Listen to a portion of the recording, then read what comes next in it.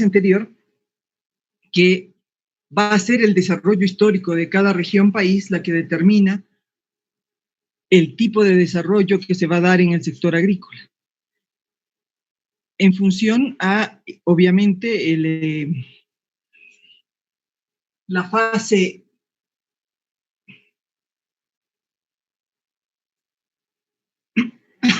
bien, decíamos, es el tipo de desarrollo histórico que condiciona el desarrollo de la agricultura y va a corresponder principalmente a la fase económica en que estén viviendo y adicionalmente a lo que significa las características de el paradigma y el objetivo de la economía, ¿no es cierto? Entonces decíamos en el Incario que estábamos en una fase de desarrollo de conquista de los incas que habían sometido a varios pueblos. Tenemos el resumen de lo que ellos hicieron en relación a la agricultura y a las formas de producción como actividad fundamental y que adicionalmente estaban vinculadas a una distribución equitativa y a la creación de reservas. La colonia española, decíamos, es un parteaguas, divide, corta radicalmente lo que es la agricultura o el desarrollo económico en la lógica del imperio inca y la articula a lo que es la lógica de desarrollo que tienen en ese momento los españoles en la perspectiva de que todavía se encuentran en el modelo feudal y transfieren a lo que hoy es Bolivia las tecnologías y prácticas agrícolas que realizaban en España, considerando que además determinan que la actividad más importante es la minería y no así la agricultura. Entonces decimos, rompe con la lógica económica, va hacia una producción minera en términos de sobreexplotación de la fuerza de trabajo local en la perspectiva de obtener mayor cantidad de plata posible y sin tener el cuidado suficiente en la calidad de vida, en las condiciones de vida, pues no consideraban a los indígenas a su nivel, sino más bien solamente mano de obra para la explotación de la plata, ¿no? En el caso de lo que hoy es Bolivia. Adicionalmente, la tierra se la reparten en el marco de lo que es las transferencias que hace el rey de España a los que le han hecho servicios y van concentrando la propiedad de la tierra en grandes encomiendas o repartimientos en manos de pocos. Y se quedan con lo que es el excedente económico y utilizan a la mano de obra local como mano de obra relacionada a estas formas de producción de feudales como mano de obra en condiciones de servidumbre.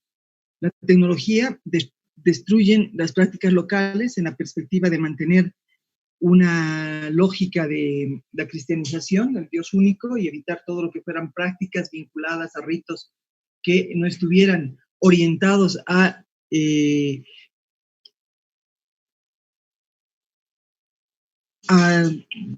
destinados a lo que es el culto a un Dios único y importan lo que son sus prácticas. Bien, en ese marco, 1825, la independencia nos encuentra con una agricultura que responde a lo que son las prácticas españolas, que ha orientado un poco la actividad a lo que es su conocimiento, su desarrollo, y eliminado lo más posible las prácticas locales. Lo más posible porque es importante considerar que cuando llegan los españoles se reparten la tierra, pero quedan muchas regiones que todavía viven en condiciones de comunidad, en los ayllus, que siguen realizando actividades agrícolas vinculadas a su propia satisfacción de necesidades, pero obviamente articuladas a lo que es la producción española y sobre todo sometidas a lo que es la idea del Dios único. Bien, entonces, la República se divide en dos periodos, uno antes de la reforma agraria y otro después de la reforma agraria. ¿Qué pasa en el periodo anterior a la reforma agraria? Continuamos con la minería como fuente de abastecimiento de ingresos y actividad principal, y la agricultura abastecedora solamente de alimentos, una actividad complementaria destinada a satisfacer las necesidades de alimentación de la población que existe en la región, pero adicionalmente las necesidades de los productores que viven en condiciones de relaciones de servidumbre y tienen necesidades muy, muy básicas en función a este sistema de explotación de la mano de obra. ¿Cómo se da el acceso de la tierra? Son los terratenientes, los propietarios. Hay que recordar que la República está orientada a la independencia, y la independencia se genera en los países, en lo que hoy son los países de América del Sur, para romper relaciones con España en términos de la opresión y las limitaciones que otorgaba el reino español a los nacidos en estas tierras, a los criollos, y son los criollos quienes hacen la guerra de independencia destinada a obtener beneficios que le eran negados por la corona al considerarlos no españoles, ¿no? Entonces, ¿qué cambia con la independencia? Simplemente la mejora de los derechos de los criollos, quienes van ejerciendo estos derechos a partir de la independencia, pero en relación a lo que es el resto de la actividad económica, el resto de la población, las condiciones se mantienen de la misma forma. Entonces, la minería sigue siendo la actividad principal, hasta cierto periodo es la minería de la plata, y después vamos a lo que es la minería del Estado. El acceso a la tierra, aparecen los terratenientes, que son los hijos de los españoles y los quienes detentan grandes propiedades a través de lo que es el latifundio, han sido heredadas, grandes propiedades heredadas para, en parte de lo que son los derechos familiares y la lógica española, en el marco de la herencia, y además, al haber una gran cantidad de tierra todavía que no necesariamente ha sido repartida o que está en manos de las comunidades, todo este proceso se caracteriza o todo el tiempo desde la independencia en la expropiación a las comunidades.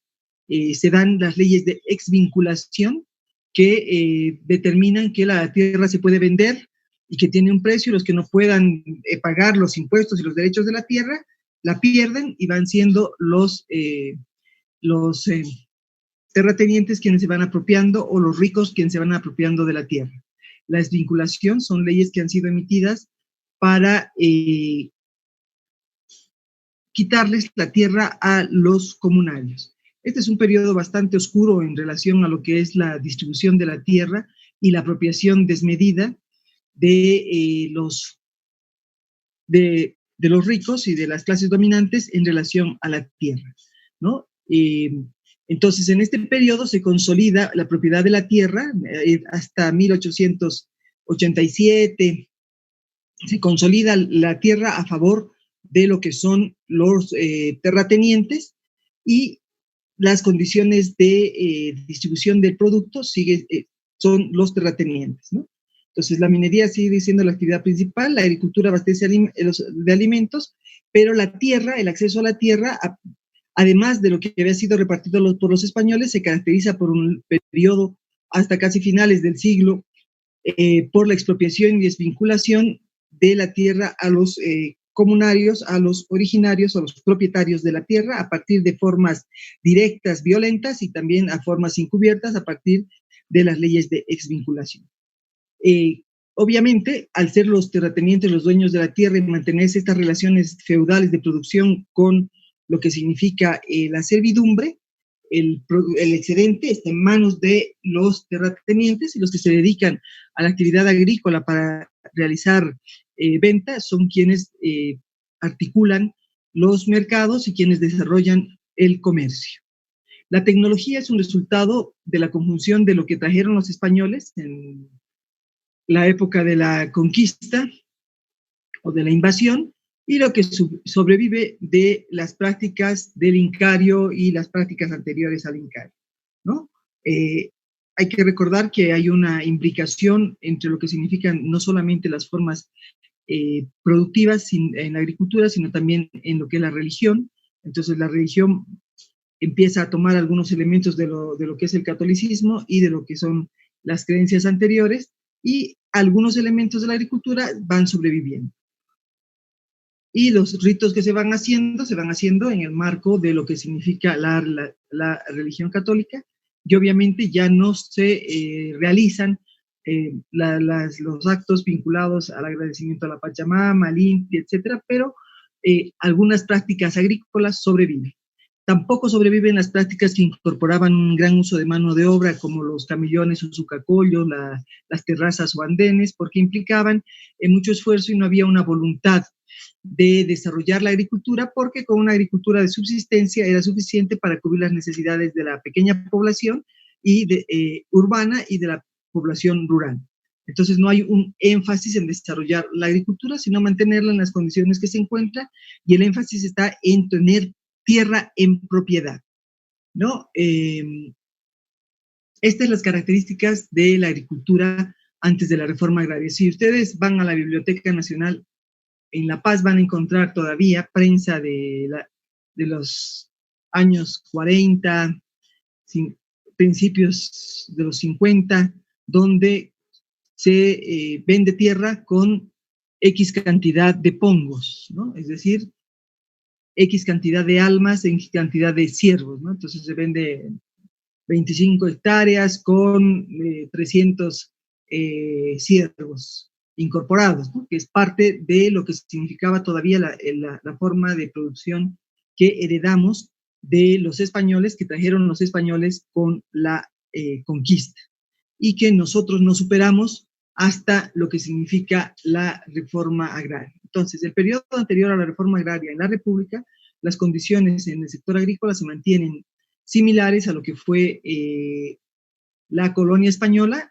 Obviamente, transcurriendo el tiempo, se imbrican las formas de producción, y su característica más importante es la expropiación y la exvinculación de los propietarios de la tierra para que ésta se quede en manos de lo que son las clases dominantes, en este caso los criollos. La reforma agraria es un parteaguas, es otro corte importante en lo que significa el desarrollo de la agricultura. Decíamos, la conquista española o la invasión española es un corte fundamental a lo que ha sido o lo que había sido el desarrollo de la agricultura durante los pueblos anteriores al Incario, con el Incario, donde se rompen las lógicas de producción, las formas de producción, se mantienen algunas prácticas tecnológicas, pero se cambia totalmente el escenario, incluidas las relaciones sociales de producción. Y lo que tenemos es el resultado de una agricultura que significa una agricultura feudal articulada a una propiedad latifundista de la tierra, donde el interés más importante es la propiedad de la tierra, no la actividad agrícola, y que se hereda durante el primer periodo de la República. La reforma agraria está orientada a romper con estas formas de propiedad. Si ustedes recuerdan, cuando hablábamos en las clases que hablábamos de la reforma de la tenencia de la tierra, decíamos que las formas de propiedad de la tierra van a determinar las características del desarrollo de la agricultura. Entonces, si pensamos que lo que teníamos en la primera etapa de la República, hasta antes de la reforma agraria, eran latifundios, lo que teníamos era una agricultura de subsistencia orientada a satisfacer necesidades de una población urbana pequeña y de una población en condiciones de servidumbre, cuyas necesidades eran muy elementales, la calidad, el nivel de vida era muy bajo, y esto determina entonces que no hubiese un interés de desarrollar la actividad agrícola. La reforma agraria se da en el año 1953 a partir de la ley de reforma agraria.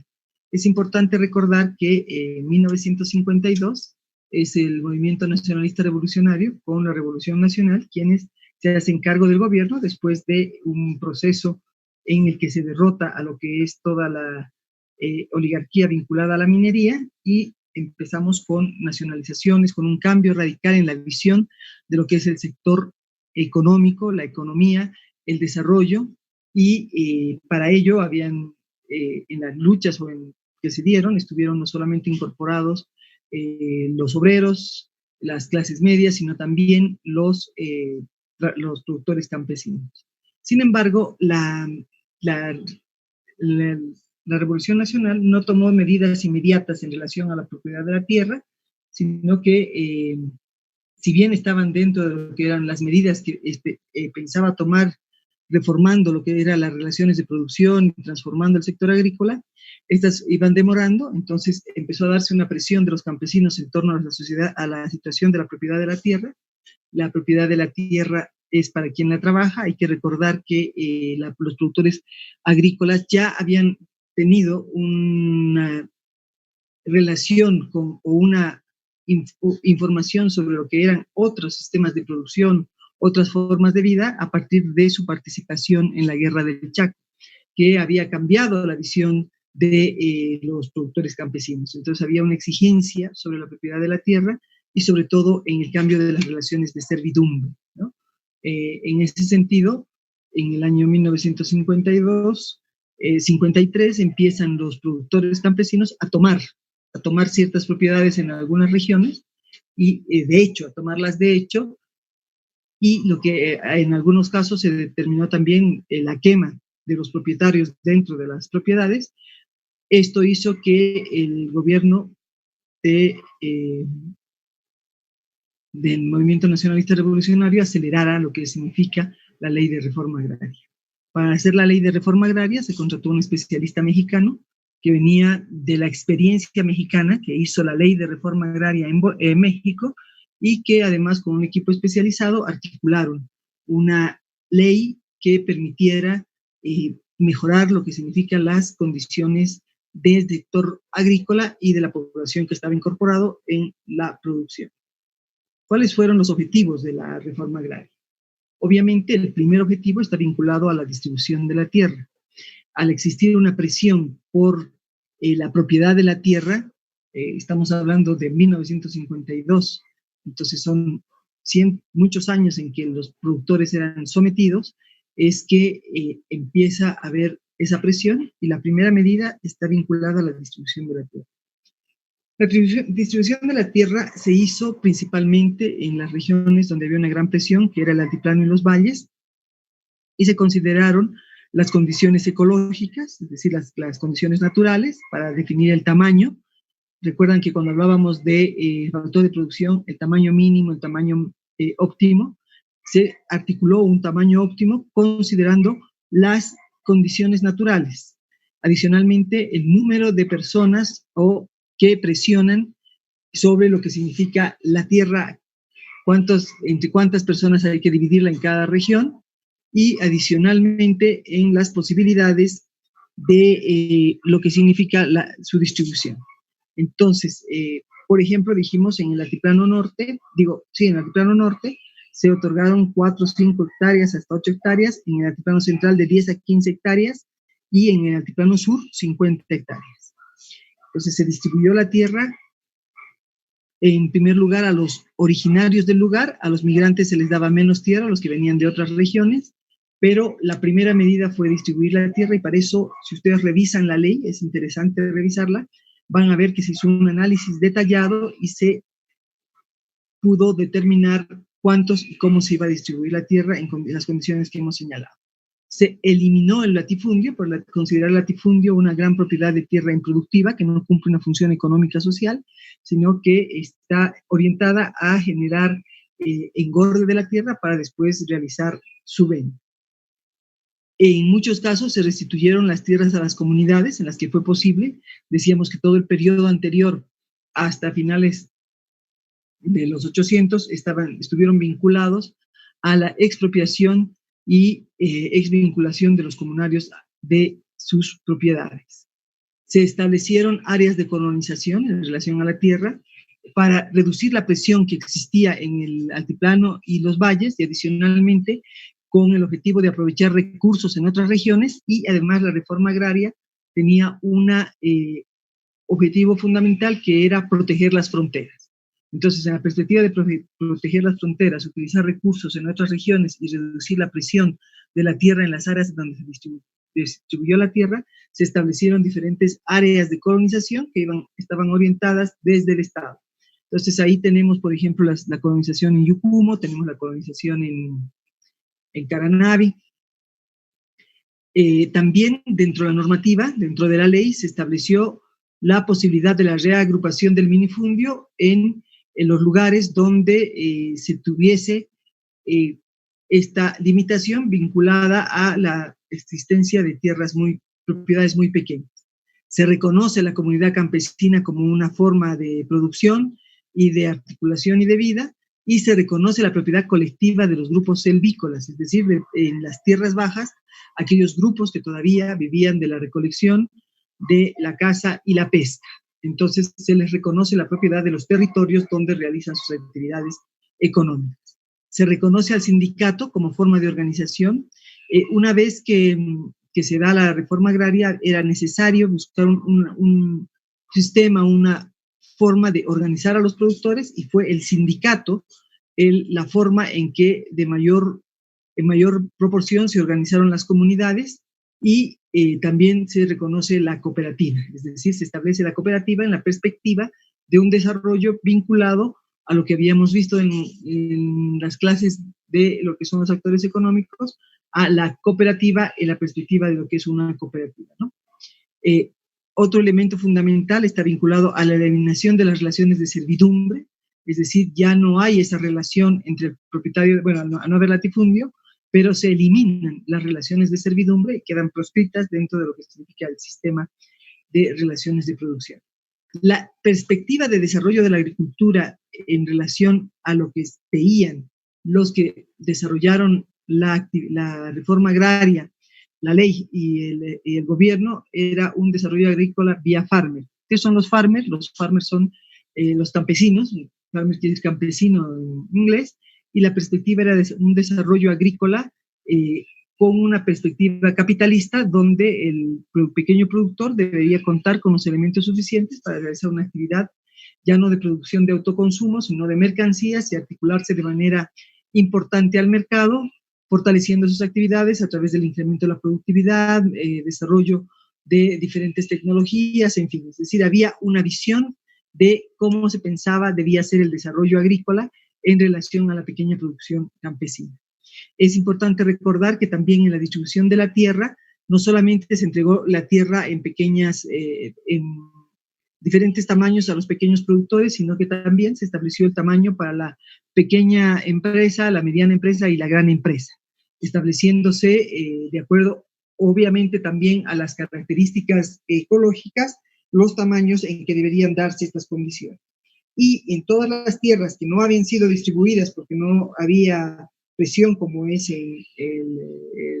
lo que hoy es Santa Cruz, lo que es Santa Cruz y lo que es Beni y otras regiones, se estableció, o San Buenaventura, etcétera, se estableció que se podía solicitar la tierra para obtenerla en usufructo en base a un proyecto de producción agrícola. Es decir, cualquier ciudadano podía presentar un proyecto de producción agrícola y en base a eso se le otorgaba en usufructo, es decir, para usar la tierra durante un periodo y realice la producción agrícola. Entonces también se reconoció la vía empresarial del desarrollo de la agricultura y también la perspectiva de una agricultura capitalista desde la pequeña producción. Nuestra ley de reforma agraria ya consideró la conservación del medio ambiente, ya se habían identificado las limitaciones vinculadas al efecto de la agricultura en el medio ambiente, entonces implica medidas relacionadas a cuidar y conservar los recursos naturales. Incorpora también, como parte del financiamiento a las actividades productivas de los pequeños productores y del sector empresarial, el crédito agropecuario, es decir, establece como medida la creación de entidades que pudiesen financiar las actividades productivas agrícolas y que éstas puedan tener un referente en la actividad estatal. Adicionalmente, toma medidas en lo que significa el arrendamiento de la tierra, señala que es posible alquilar la tierra y establece cuáles son las condiciones en las cuales se debe y se puede alquilar la tierra. Incorpora la educación. Aquí es necesario recordar que hasta 1952 la población indígena no tenía el derecho ni la autorización a estudiar, sino que este era un privilegio de las clases dominantes y las clases medias, y la educación no era parte de las políticas nacionales. Entonces, Es en esta época en que se crea la escuela de Guarizata y donde se incorpora de manera masiva a la educación en el área rural. Entonces, la ley de reforma agraria incorpora políticas vinculadas a la educación en la perspectiva no solamente del desarrollo de la actividad productiva, sino en el desarrollo de las habilidades en la formación de los niños, jóvenes. La asistencia técnica es parte también, una preocupación importante dentro de lo que significa la ley, en la perspectiva de este desarrollo vía farmer en la lógica de mejorar las prácticas tecnológicas. Recuerden ustedes que decíamos que en el 52, cuando ya el mundo había pasado la revolución industrial, ya estábamos iniciando lo que era la revolución verde, nosotros todavía teníamos las prácticas que habían utilizado lo que quedaba del periodo Icario y también las prácticas españolas de la época feudal. Entonces teníamos un rezago tecnológico muy amplio en el sector agrícola. Entonces, lo que se hace es promover dentro de la ley la posibilidad de generar institutos y áreas de formación para promover el desarrollo tecnológico en el sector agrícola. Y adicionalmente, la reforma agraria norma el uso de las aguas en base a las prácticas que se tenían derivadas de lo que era el uso durante lo que ha sido la colonia, pero también que venían de lo que son las prácticas del Incario, ¿no? Los comités de regantes, los comités de agua que nosotros vemos en las comunidades, surgen de estas prácticas y han sido normadas dentro de lo que es la ley de reforma agraria. Entonces, si vemos nosotros y recordamos nuestra clase de reforma agraria, decíamos, la reforma de la tenencia de la tierra solo trabaja en lo que es la distribución de la tierra y en términos de propiedad, acceso y uso. La reforma agraria es más profunda y tiene objetivos de desarrollo del sector. Entonces, la ley de reforma agraria de 1953 en Bolivia es una reforma agraria porque tiene objetivos de desarrollo, tiene una perspectiva de desarrollo del sector en términos no solamente de la distribución de la tierra, sino de el tipo de agricultura que se quiere obtener, la incorporación de diferentes actores y adicionalmente el apoyo al sector agrícola para que éste pueda desarrollarse. Se podría considerar que nuestra ley de reforma agraria, en el momento en que fue promulgada y también aún ahora, tiene una perspectiva de desarrollo y es bastante moderna en esa época en términos de lo que se esperaba tener en relación a lo que es el sector agrícola. Bien, ¿cuáles han sido los resultados? No se alcanzaron todos los objetivos propuestos, esto derivado primero a que los periodos en que se fueron aplicando las diferentes posibilidades normadas, es decir, la asistencia técnica, el crédito, etcétera, tuvieron periodos muy largos, ¿no?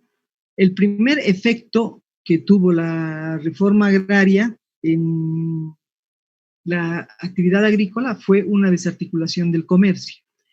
Decíamos que durante lo que es el periodo inicial, primer periodo de la República, lo que se tenía era que la distribución del excedente era realizada por los terratenientes, es decir, el comercio, la distribución de los productos estaba siendo realizada por los terratenientes.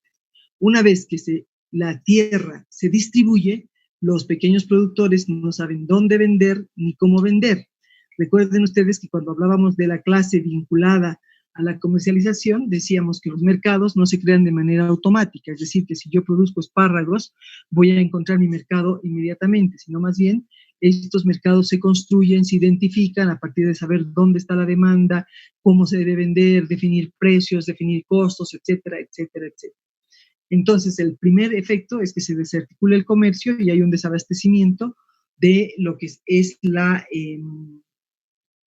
acceso a alimentos, y es el Estado quien tiene que intervenir y es el Estado quien empieza a organizar las ferias que todavía se realizan en diferentes regiones han sido articuladas y desarrolladas desde el Estado. Entonces el Estado, el gobierno, lo que hizo fue organizar lugares de venta donde los productores iban a vender sus productos en ciertos diferentes momentos. Decíamos que hay ferias semanales, mensuales, anuales, y que estos productores van a vender su producto ahí y van a ser los intermediarios los que van a comprar. Entonces, esa es la primera forma en que se articula la comercialización de productos desde los pequeños productores una vez recibida la tierra. Obviamente, otro elemento fundamental está vinculado a la eliminación de la servidumbre.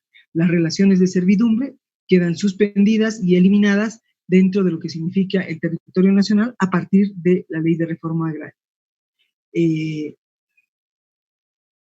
Para poder cumplir con el objetivo de financiamiento, el acceso a crédito a los pequeños productores, lo que se hace es la creación del Banco Agrícola, que obviamente no se crea inmediatamente, tiene un periodo pasa bastante tiempo para su creación, pero que se consolida como el banco que debe financiar las actividades agrícolas a nivel nacional. Se favorece el acceso a la educación, decíamos, ahí aparece lo que es Guarizata y empiezan a aparecer lo que son las escuelas rurales y el desarrollo de la educación a nivel rural. En términos de la asistencia técnica, en el año más o menos en la década de los 60, imagínense ustedes, en los 60, aparece, producto de las relaciones con Estados Unidos, un primer programa de apoyo técnico a los productores agrícolas que va desarrollándose y se transforma después en el Instituto Boliviano de Tecnología Agrícola, que desarrolla en diferentes regiones centros de experimentación y de transferencia de tecnología para promover el desarrollo agrícola. Entonces vamos a encontrarlos en Patacamaya, vamos a encontrarlos en Santa Cruz, vamos a encontrar en los valles. Entonces su objetivo era investigar las posibilidades productivas y desarrollar nuevos productos, mejorar las prácticas productivas e introducir, diversificar la producción. Entonces, obviamente, el 62 recién empezamos con este pequeño programa y en el tiempo esto fue evolucionando y más o menos ya en la década de los 70 ya teníamos el Instituto Boliviano de Tecnología Agrícola que fue desarrollando la actividad de investigación y desarrollo tecnológico. Se distribuyó la tierra aquí en función a lo que habíamos hablado en diferentes clases. Estamos hablando del año 1953, era bastante compleja la distribución porque había que identificar la propiedad o de cada productor en relación a su tamaño, en relación a su ubicación espacial. Entonces se decía desde la vertiente hasta el molle más grande en el norte, en el sur, en el este, en el oeste, y adicionalmente este proceso fue bastante lento, bastante largo. El presidente Paz estuvo todavía entregando hasta su último mandato lo que son títulos de propiedad. Una de las dificultades que también se tuvo es que los títulos de propiedad se entregaban al primer nombre y al primer apellido, entonces no había todavía carnetización, entonces había dificultades en lo que es la entrega, la identificación, y tuvo bastantes dificultades en relación a lo que significa la distribución a los pequeños productores. En relación a las grandes tierras que iban a ser dotadas en usufructo para promover el desarrollo empresarial de la agricultura, lo que se tuvo a lo largo de lo que es los años 60 y principalmente la década del 70, es una distribución de pago de favores que hacían los diferentes gobiernos a personas que habían servido de manera importante a sus intereses y se les entregaba la tierra en cantidades mayores a las que había establecido la Ley de Reforma Agraria y sin la participación de ningún proyecto y sin la característica de usufructo, sino en propiedad. Entonces, todo lo que significa las propiedades entregadas o gran parte de lo que significan las propiedades entregadas en Santa Cruz, Beni, etcétera, están San Buenaventura determinadas por niveles de corrupción, donde la tierra se entregaba de manera arbitraria y sin cumplir los requisitos establecidos en la Ley de Reforma Agraria. Y es por eso que vamos a encontrar propietarios que tienen más de 5.000, 6.000, 8.000 hectáreas y que han comprado la hectárea a un centavo al Estado y que no tienen en base a lo que era la ley, ningún cumplimiento de la norma, pero que después, en función al paso del tiempo, han tomado propiedad y han consolidado su propiedad a partir de procesos de diversa forma vinculados en gran parte a la corrupción. Entonces, la distribución de la tierra lo que ha hecho crear, por un lado, la pequeña producción agrícola, que en el tiempo, si ustedes recuerdan, decíamos, la tierra en la ley de reforma agraria no se entrega para la pequeña parcela entregada a los pequeños propietarios. Para la venta solo hay derecho de herencia. Entonces, pasando las generaciones, esta se va parcelizando y lo que tenemos es, por un lado, un minifundio muy grande, que en algunos casos llega a ser surcofundio, o sea, productores que solo tienen surcos, y por otro lado, productores, el gran latifundio, la tierra para engorde y venderla en el momento en que sea interesante, y grandes extensiones que están en manos de pocos. Entonces, tenemos un problema muy grande en relación a lo que es la distribución de los efectos posteriores, y ya en la época de los 90 teníamos grandes dificultades en relación a un mercado negro de la tierra, donde no había autorización para venderla, pero sí se vendía, y había una propiedad totalmente, de una distribución de la tierra totalmente corrupta que fue consolidándose. Por otro lado, tenemos la colonización de diferentes áreas, en Caranavi, en Yucumo, que es colonización orientada por el gobierno y que tiene la característica de que se entrega a cada producto. También tenemos estos proyectos de colonización en lo que es el norte integrado en Santa Cruz, donde se entrega a cada productor 50 hectáreas. Ahora, la característica es que todas estas hectáreas que se entregan tienen una cara que sale al camino, de tal forma que las propiedades no son ni cuadradas ni redondas, sino son rectangulares y largas, permitiendo.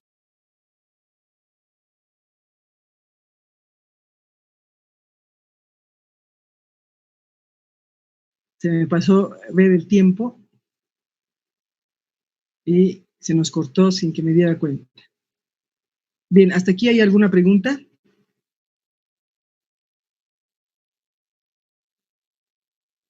¿Tenemos alguna pregunta?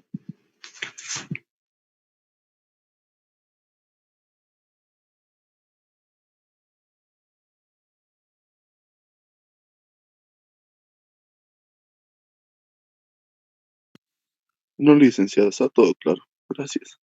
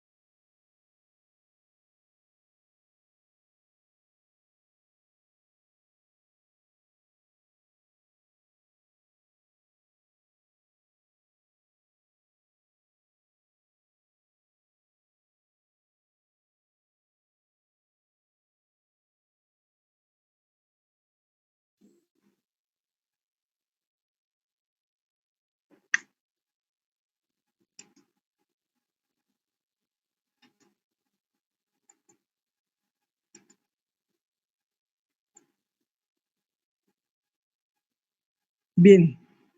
¿Están viendo la pantalla? Sí, ¿no? Ok.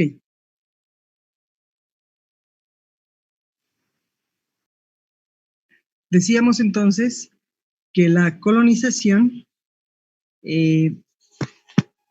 permitió el acceso de productores en regiones no necesariamente vinculadas a lo que era la distribución de la tierra, sino más bien otras áreas para aprovechar los recursos locales.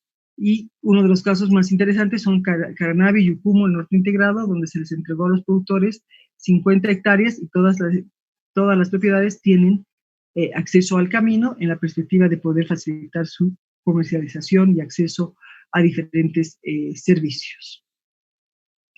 Y bueno, un efecto muy importante es la concentración de la tierra a partir de estos procesos de corrupción y de entrega de la tierra que se fueron consolidando en el tiempo. O sea, hay todavía, en realidad se vuelven a generar grandes propiedades de la tierra en manos de pocos, que no cumple una función económica social, y por otro lado hay un minifundio que llega a ser, tener las características de un surcofundio, es decir, propietarios que tienen solamente surcos, porque la división de la tierra, la partición de la tierra ha sido muy grande. Bien, entonces, ¿por qué decimos que la reforma agraria es otro corte importante? Porque si decíamos al principio, el Incario tenía una perspectiva de desarrollo del sector agrícola, una lógica de producción, una lógica de distribución y de consumo, que fue cortada por la llegada de los españoles pusieron también un nuevo modelo de producción, una nueva forma de relacionamiento de las relaciones sociales de producción y una nueva forma de propiedad de la tierra y de distribución del producto. La reforma agraria, que a partir de la presión de los pequeños productores y la posibilidad que tenía el gobierno del movimiento nacionalista revolucionario, pudieron ejecutar una reforma agraria más profunda en relación a lo que es la propiedad de la tierra, en la perspectiva de alcanzar otro tipo de objetivos. Este gobierno tenía la fuerza, la posibilidad de ejecutar esta ley, porque si no hubiese tenido esa posibilidad, no hubiera podido ejecutarla. Es que se rompe con todo esa forma de producción, de distribución y de relaciones sociales de producción que se habían heredado de lo que significaba la colonia, y se busca una nueva perspectiva para el desarrollo del sector. Entonces hay un nuevo corte, ¿no?, que transforma la agricultura. Ahora, que lo que es importante considerar que este corte se da en 1953 y que todos los procesos de desarrollo hacia el sector se vuelven procesos lentos. Decíamos, en la década de los 60 se incorpora creo que es finales de 60, el Banco Agrícola, el Instituto Boliviano de Tecnología Agrícola, en fin, se incorporan muchos años después, lo que hace que el pequeño productor campesino tuviese que salir a pulso a partir del desarrollo de su actividad. Es decir, ¿qué quiere decir esto? Que el pequeño productor recibe la tierra, pero no recibe inmediatamente ningún tipo de apoyo como insumos productivos, semillas, maquinaria, equipo, en fin. Entonces, lo que tiene que hacer es que de la poca semilla que tenía, ir multiplicándola y realizar la actividad agrícola. Recuerden que no tenía capital porque no vendía sus productos, y lo que hacía más bien era pagar la renta de la tierra en las relaciones de servidumbre. Tenía muy pocos ingresos, muy bajos, lo que no permitían desarrollar rápidamente su actividad agrícola. Entonces tuvo que hacerla gradualmente, ciclo a ciclo, ¿no? Entonces, un buen año agrícola le permitía pequeños ingresos, ampliaba la producción, un mal año agrícola le podía reducir. Entonces, esto determinó que nuestro sector agrícola de la pequeña producción quedara bastante rezagada en términos de desarrollo, productividad, tecnología, calidad de vida, en fin. Adicionalmente, las grandes propiedades estaban articuladas a esta visión de latifundio, no una visión empresarial. Esto es importante considerar de manera crítica en el caso de la economía nacional.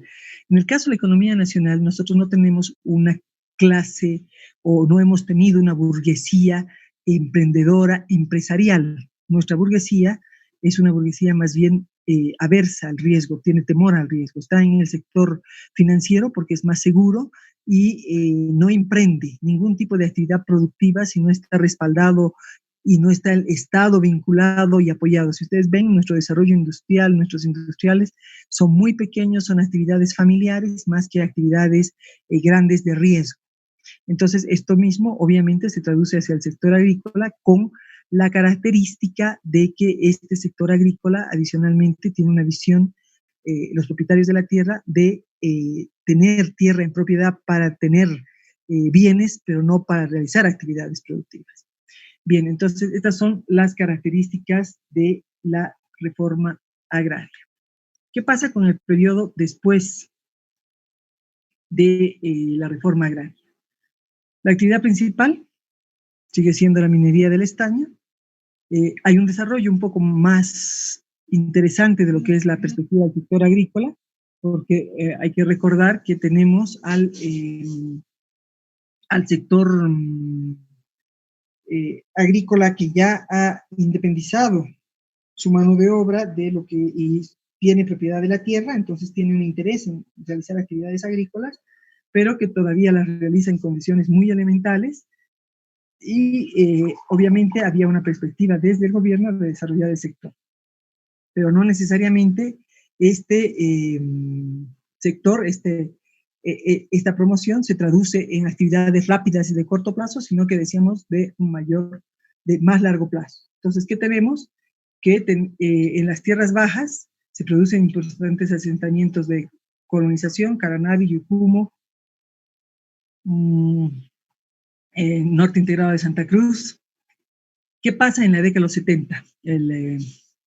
La dictadura de Banzer. En los años 70 se repartieron en Santa Cruz y Beni grandes superficies de tierras a privados sin costo alguno, bajo la promesa de realizar inversiones productivas que nunca fueron cumplidas, y la política arbitraria de adjudicación de tierras fiscales a pedido de parte prácticamente a título gratuito ha ocasionado una reconcentración de la propiedad de la tierra en el oriente. Entonces tenemos áreas de colonización y tenemos adicionalmente una suerte de concentración de la tierra en el oriente. En la región andina, la reforma agraria y la tradición de partición hereditaria trajeron consigo una parcelación cada vez mayor de la tierra, ¿no? Entonces tenemos áreas donde hay grandes propiedades en pocas manos y áreas donde tenemos pequeñas unidades de producción en manos de gran cantidad de gente. La distribución de la tenencia de la tierra en Bolivia presenta un alto grado de desigualdad, dado que el 80% de las unidades agropecuarias comparten el 3% de la tierra cultivada. O sea, el 80% de productores están en el 3% de la tierra cultivada, y que el 20% restante de productores usufructa el 97% de las tierras. Entonces, el 63% de las unidades agropecuarias no superan las 4 hectáreas, minifundio. De la zona con mayor potencial productivo oriente son también las que presentan mayor concentración de la tierra.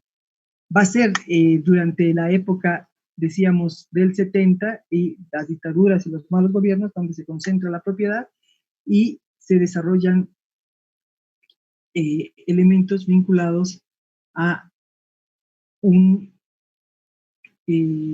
una distribución desigual con las características que anotamos. ¿Qué sucede con la distribución del excedente? Los pequeños productores empiezan a vender su producción porque son dueños de la tierra, dueños de su producción, pero en términos de intercambio desfavorables. Ya hemos hablado de los términos de intercambio. ¿Alguien puede recordarnos qué son los términos de intercambio?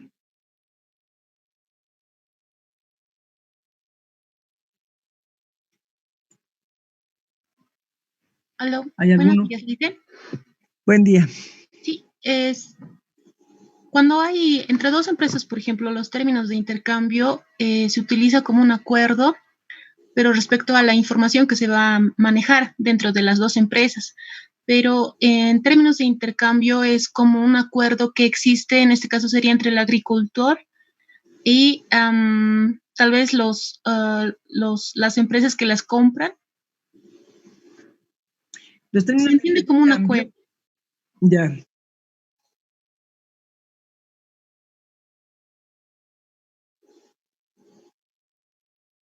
Exacto.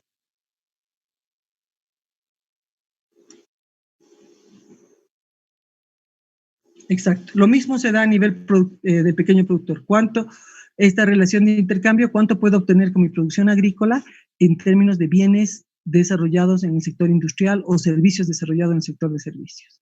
Es decir, si yo produzco 20 quintales de papa, ¿cuánto puedo comprar en relación a lo que pueda ser productos o bienes acabados de los otros sectores, ¿no? Entonces, las relaciones de la distribución de excedentes son un intercambio desfavorable para los pequeños productores agrícolas. Si ustedes van al mercado hoy, estoy hablando en este momento, en el 2020, la libra de tomate está en 2 bolivianos.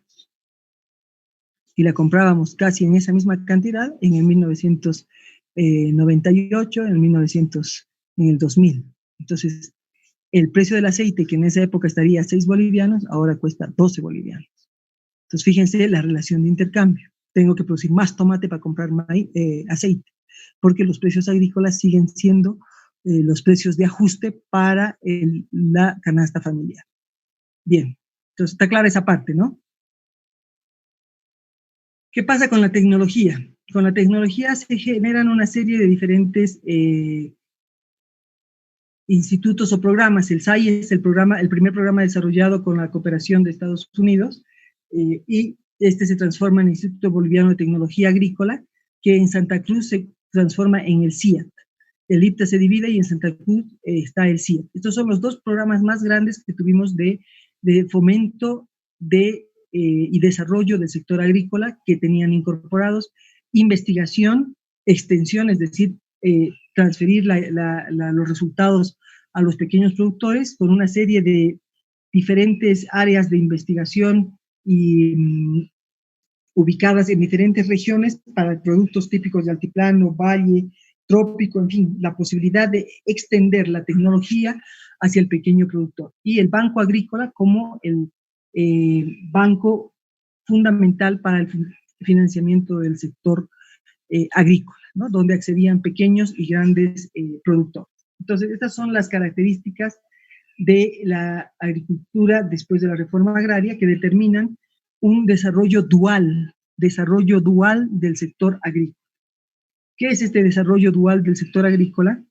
Está constituido porque hay un sector moderno de la agricultura y un sector tradicional de la actividad agrícola. ¿Cómo se generó? Tenemos que en la década de los 70, decíamos, hubo una repartición de la tierra que no respetó la normativa de la ley de reforma agraria, pero que adicionalmente hay que recordar que en el periodo de los 70 los ingresos generados por la minería del estaño fueron gran parte transferidos al desarrollo de Santa Cruz y se promovió la producción, ahí se inicia la producción de la soya y se va incorporando una tecnología moderna. Y en el caso de los pequeños productores agrícolas del altiplano, lo que tenemos es una tecnología tradicional. Entonces, ¿cuál es el resultado? Que en Bolivia hay un desarrollo dual en el sector agrícola con un sector moderno que está ubicado en Santa Cruz y que tiene como características fundamentales la producción de productos agroindustriales en grandes extensiones con tecnología moderna, la más moderna posible.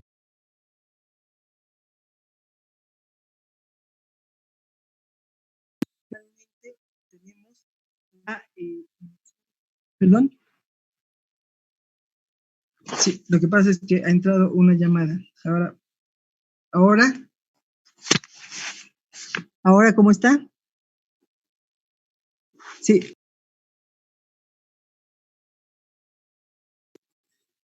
Entonces decimos que en el caso de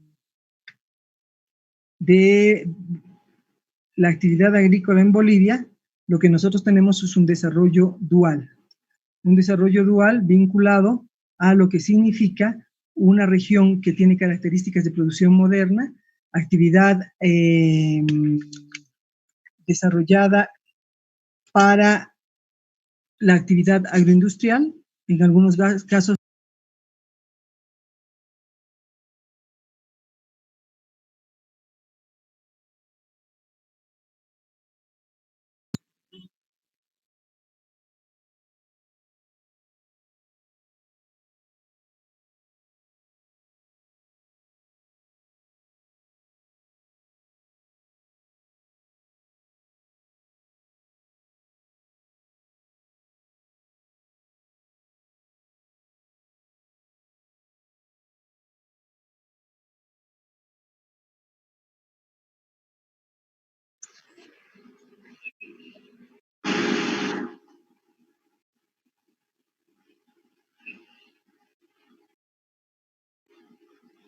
Ok.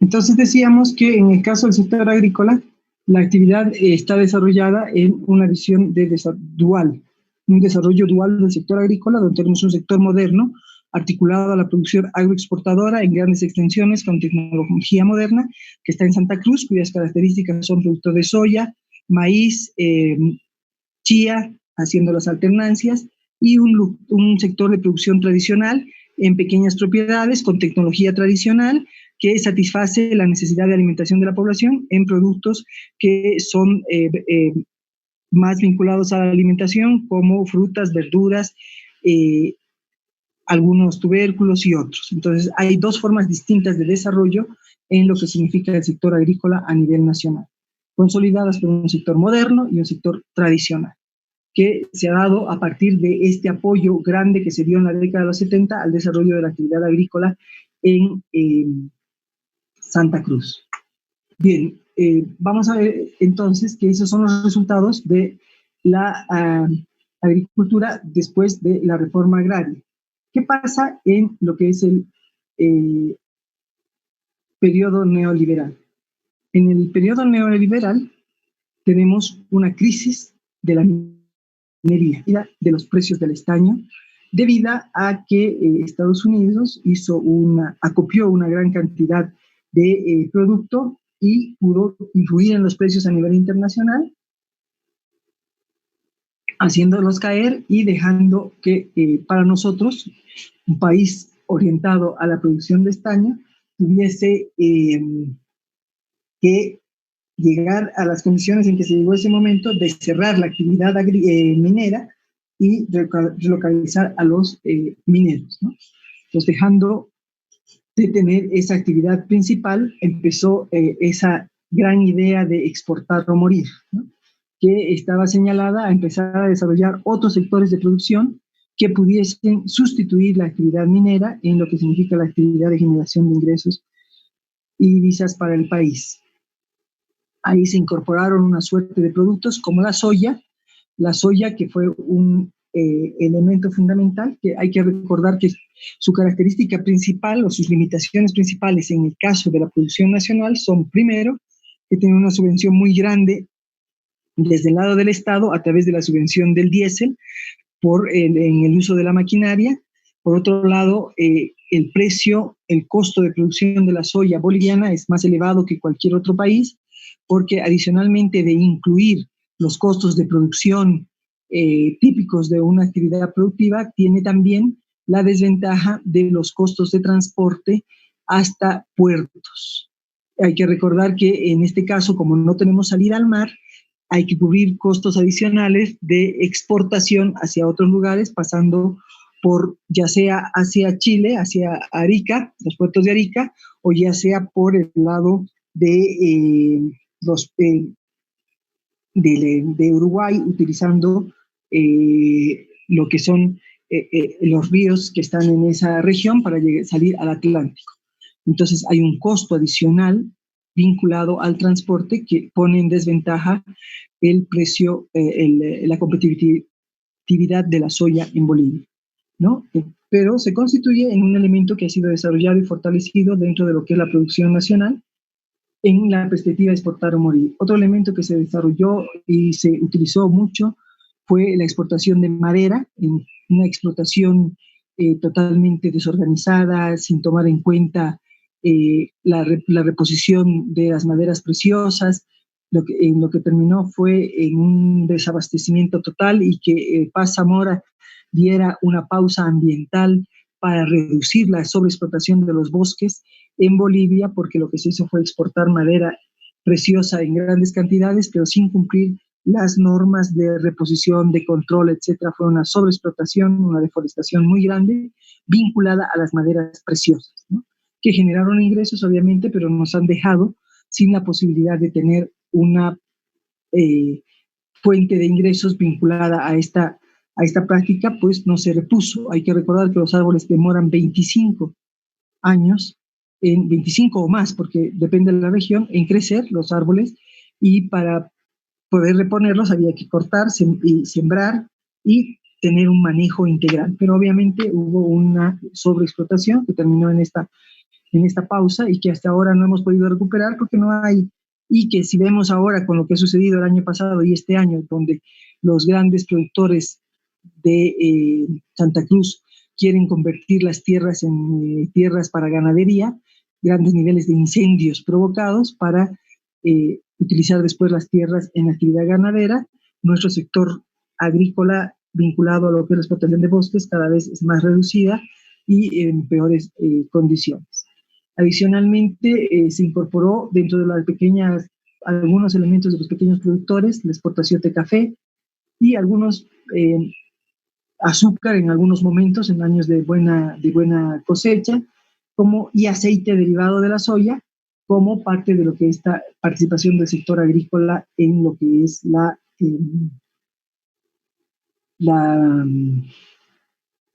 promoción esta de exportar o morir, ¿no? O sea, no pudimos sustituir al estaño, pero sí se empezaron a desarrollar una suerte de productos vinculados al sector agrícola para la exportación. Por otro lado, este desorden y este caos generado a partir de lo que han sido estos periodos de distribución de la tierra y su parcelización muy grande en los minifundios, determinó la necesidad de hacer un saneamiento de la propiedad.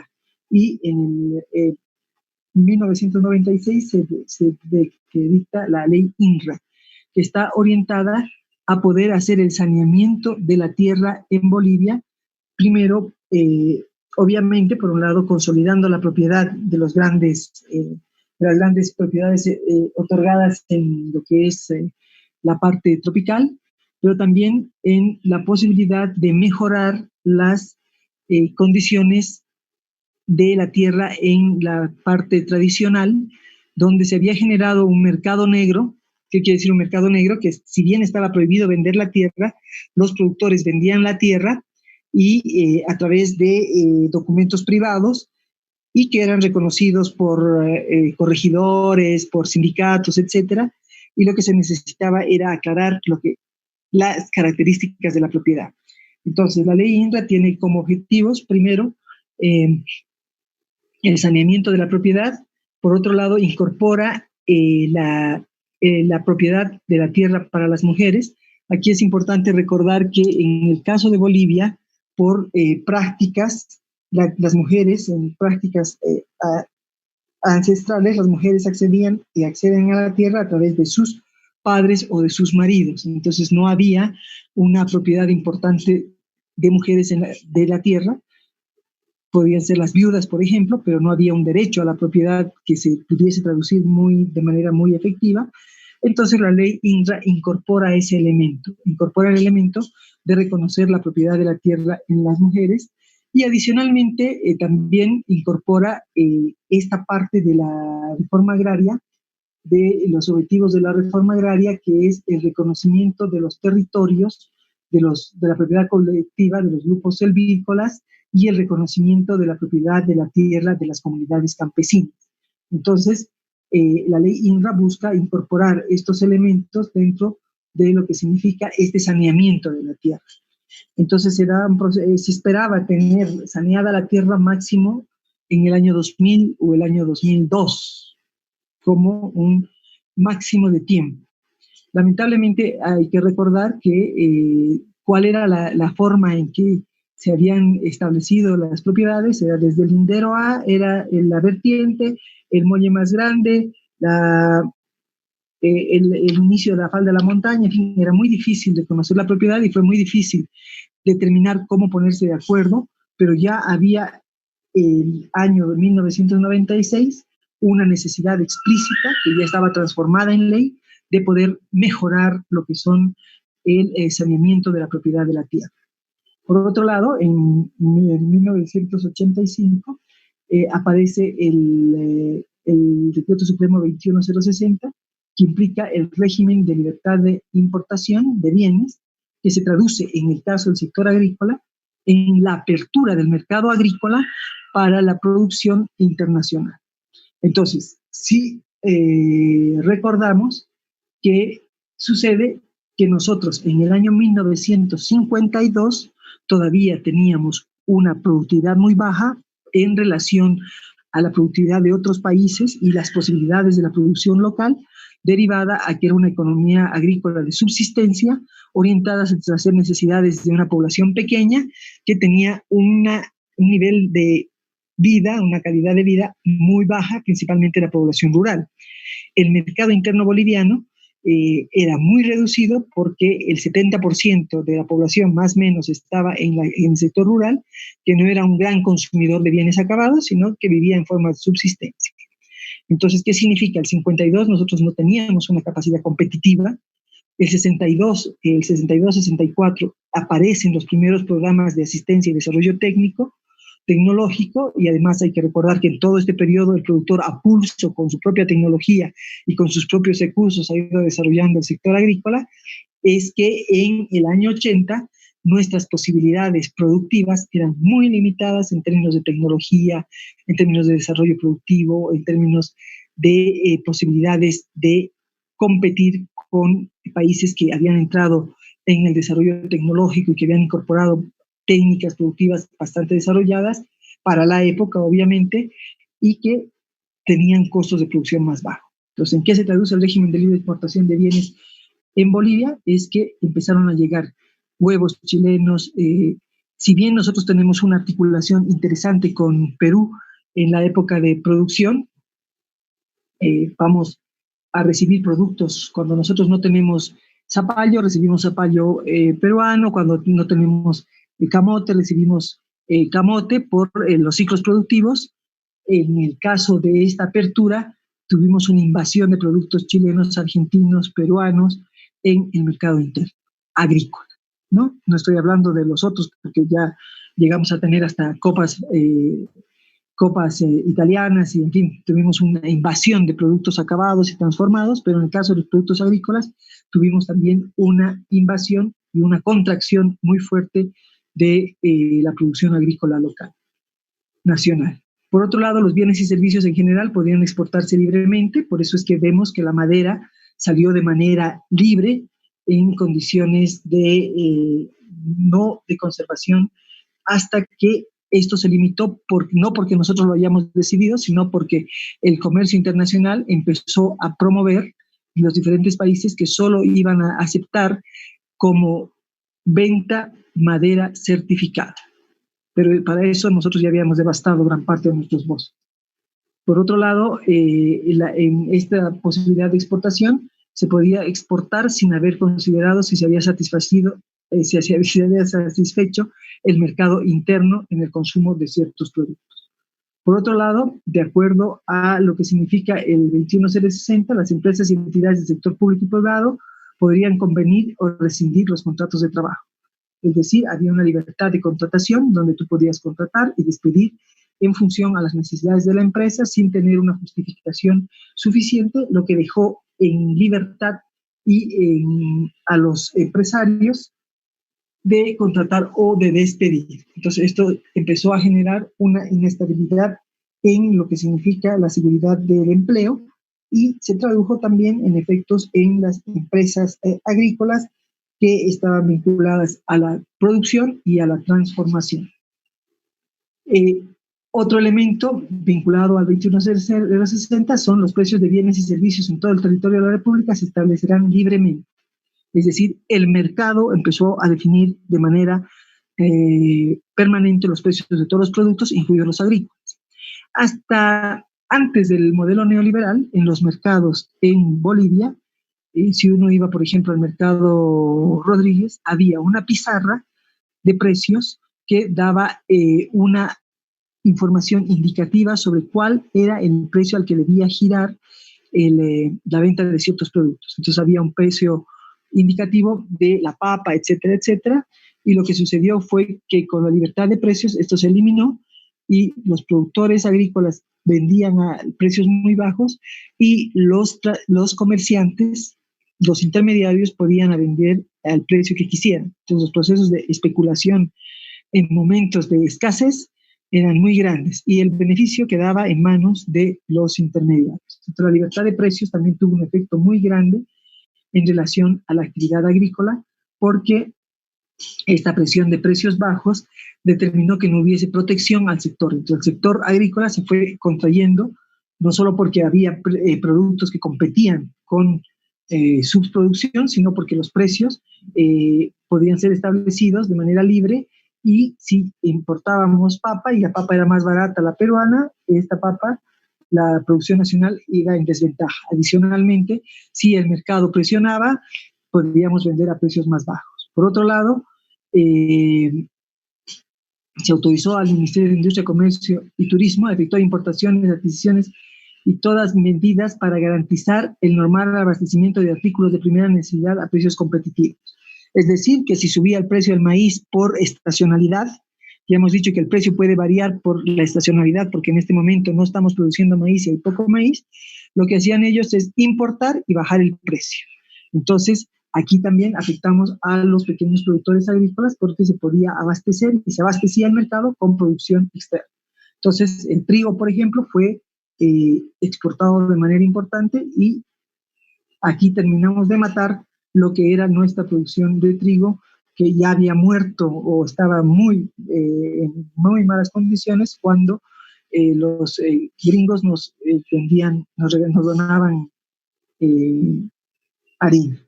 Bien, la actividad de comercialización de los productos de la canasta familiar es enteramente libre y restricta, quedando sin efecto cualquier disposición restrictiva o cualquier asignación de monopolio en esta actividad. Es decir, que no había ningún tipo de producción y se dejaba todo al mercado.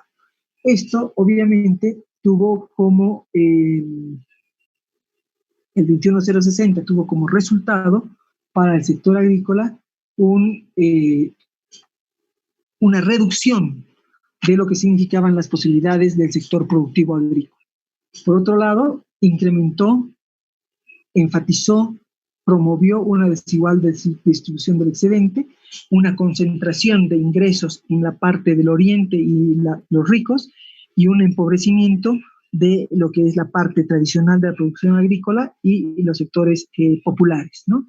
Tuvimos como efecto una desigual distribución del excedente, porque quienes se favorecían eran los grandes productores que podían competir, los importadores y todos los que estuviesen vinculados a lo que significa la posibilidad de generar ingresos.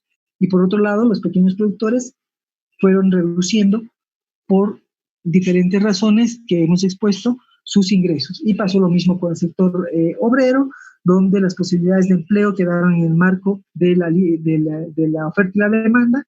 Entonces, si usted no quiere trabajar por este sueldo, hay 1000 detrás de usted.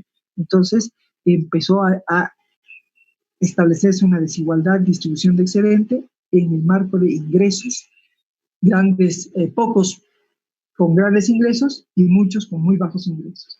En el caso de la tecnología agrícola, sí, considerando que el Estado era un mal administrador, se eliminó el Instituto Boliviano de Tecnología Agrícola con todas sus sedes experimentales, con todo su desarrollo tecnológico, y se promovió el Sistema Integrado Boliviano de Tecnología Agrícola, orientado a ser una fundación con un sistema grande de 4 fundaciones: Altiplano, Valles, Trópico y Chaco, donde el financiamiento tenía que ser en la lógica neoliberal de que toda actividad productiva o toda actividad de investigación, todo servicio tiene que ser pagado.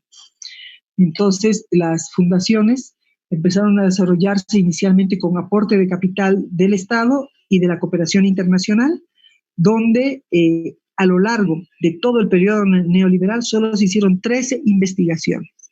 13 investigaciones en 25 años, a nivel nacional, investigaciones tecnológicas y de desarrollo tecnológico. ¿Por qué? Porque para desarrollar una investigación tecnológica, el productor tenía que identificar la necesidad, tenía que hacer un proyecto, tenía que buscarse el financiamiento, y una vez encontrado el financiamiento, pues recién podía desarrollarse la actividad.